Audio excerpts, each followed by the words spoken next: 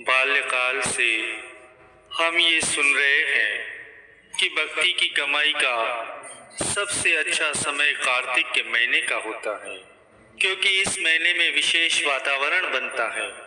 लोग ब्रह्मा मुहूर्त में उठकर शारीरिक क्रियाक्रम से निवृत्त होकर मंदिरों और गुरुद्वारों में जाते हैं, पूजा पाठ करते हैं।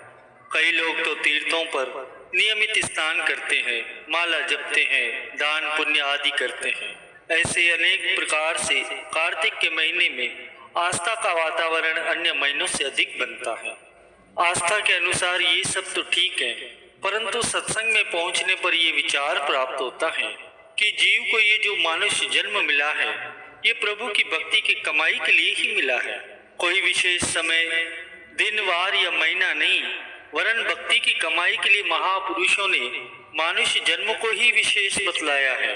यह दुर्लभ जन्म मिला ही आत्म कल्याण के लिए है, और आत्म कल्याण का साधन संत महापुरुषों की शरण में ही प्राप्त होता है। आत्म कल्याण के अभिलाषी विचारवान सज्जन संत महापुरुषों की शरण संगति में पहुंचकर भक्ति की कमाई करे, जीवन में आत्मिक लाभ प्राप्त करे, उनका कल्याण हो। इसी उद्देश्य की पूर्ति के लिए श्री परमहंस अवधूत मत के महान प्रवर्तक, भविष्य दृष्टा, महातपोनिधि, जगत वंदनीय, प्रातः स्मरणीय श्री श्री 108 श्री परमहंस दयाल जी महाराज जी, श्री प्रथम पातशाही जी महाराज जी की दुर्धाम से उठी हुई मौज को साकार रूप देने के लिए परम योगीश्वर, भक्त वत्सल, प्रातः स्मरणीय श्री श्री 108 श्री परमहंस सदगुरुदेव जी, श्री द्वितीय पातशाही जी महाराज जी ने एक विशाल पारमार्थिक सत्संग केंद्र स्थापित किया, जिसका पावन नाम श्री आनंदपुर फरमाया। गुरुमुख जन तो जानते ही हैं कि ये पावन स्थान वर्तमान समय में तहसील ईसागढ़, जिला अशोकनगर, मध्य प्रदेश, भारत में स्थित है। श्री द्वितीय पातशाही जी महाराज जी के समय के कुछ संत जन, जो कि उस समय श्री आज्ञा से इस पावन धरती पर सेवा कार्य के लिए आए थे, इस प्रकार से बताते थे कि जब इस धरती पर बहुत घना जंगल था, तब एक बार भगवान शिव जी और देवी पार्वती जी भ्रमण करते हुए इसी ओर पधारे थे। एक स्थान पर भगवान शिव जी अचानक रुक गए। भगवान शिव जी ने मुस्कुराते हुए इस धरती को प्रणाम किया, तो देवी पार्वती जी ने उनसे पूछा कि भगवान, आप किसे प्रणाम कर रहे हैं? यह तो एक घना जंगल है और यहाँ बहुत से हिंसक पशु हैं। तब भगवान शिव जी ने कहा कि देवी, मैं इस धरती को इसीलिए प्रणाम कर रहा हूँ क्योंकि यह धरती बहुत ही भाग्यशालिनी है। इस धरती पर अनेकों ऋषियों मुनियों ने कठिन साधना की है और भविष्य में इसी धरती पर स्वयं भगवान नारायण चरण छुआएंगे और इस धरती को तीर्थ धाम बनाएंगे। अनेकों जिज्ञासु यहीं से आत्म कल्याण का साधन प्राप्त करेंगे। इसलिए इस धरती की सुरक्षा ये घना जंगल और हिंसक पशु कर रहे हैं। तब देवी पार्वती जी ने भी इस धरती को प्रणाम किया और भगवान शिव जी के साथ आगे बढ़ गई।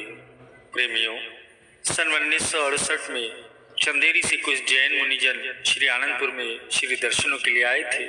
तो जब उन्होंने श्री परमहंस अवधूत मंदिर में श्री श्री 108 श्री परमहंस दयाल जी महाराज जी, श्री प्रथम पातशाही गुरु महाराज जी के दिव्य स्वरूप के पावन दर्शन किए, तो उन मुनिजनों में एक बुजुर्ग मुनि भी थे। उन्होंने इस प्रकार से बताया कि यहाँ के जंगलों में जब हम साधना करने आते थे, तो इन्हीं श्री परमहंस दयाल जी महाराज जी के हमने दर्शन किए थे और लगभग 6 माह तक इन्होंने यहाँ रहकर कठिन साधना की थी।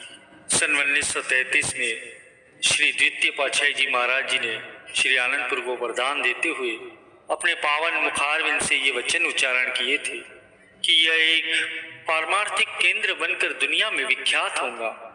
यहाँ की सब भूमि आबाद होंगी, यहाँ पूजा स्थल होंगे, बगीचे होंगे, पाठशाला होंगी, अस्पताल होगा, भव्य भवन और पक्की सड़कें होंगी। यहाँ एक महान सरोवर भी होगा जिसके जल को गुरुमुख जन शीशियों में भरकर ले जाएंगे। इस प्रकार श्री आनंदपुर एक तीर्थ धाम बनेगा।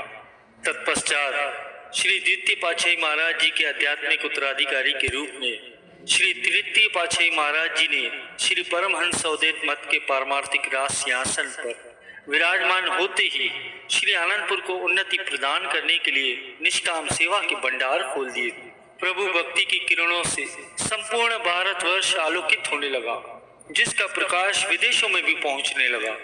देश विदेश में रहने वाले अनेकों ही गुरुमुख सज्जन श्री तृतीय पातशाही महाराज जी के पावन चरण कमलों में पहुंचकर सत्संग, सेवा और भजन सिमरन करके भक्ति का लाभ प्राप्त करने लगे।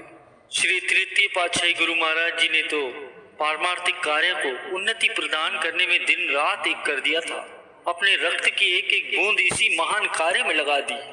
तत्पश्चात श्री चतुर्थ पातशाही महाराज जी ने श्री परमहंस अवतार श्री तृतीय पातशाही गुरु महाराज जी के निर्देशानुसार श्री आनंदपुर का विकास किया। श्री परमहंस सदगुरुदेव महाराज जी श्री चतुर्थ पातशाही गुरु महाराज जी के आध्यात्मिक उत्तराधिकारी के रूप में श्री पंचम पातशाही गुरु महाराज जी ने जिस विधि से श्री आनंदपुर को उन्नति प्रदान की वह तो अवर्णनीय है। सदगुरुदेव महाराज जी श्री पंचम पातशाही गुरु महाराज जी ने भारत के अतिरिक्त विदेशों में भी सत्संग भवनों का निर्माण करवाया और गुरुमुखों के कल्याण के लिए भक्ति की कमाई के लिए 5 नियम श्री आरती, पूजा, सत्संग, सेवा, सिमरन और दर्शन ध्यान निर्धारित किए, जिनका परिपालन श्री परमहंस अवधूत मत के प्रत्येक सत्संग भवन में नित्य प्रति किया जाता है। और गुरुमुख जन भी अपने घरों में इन नियमों की परिपालना बड़े ही श्रद्धा और विश्वास के साथ करते हैं।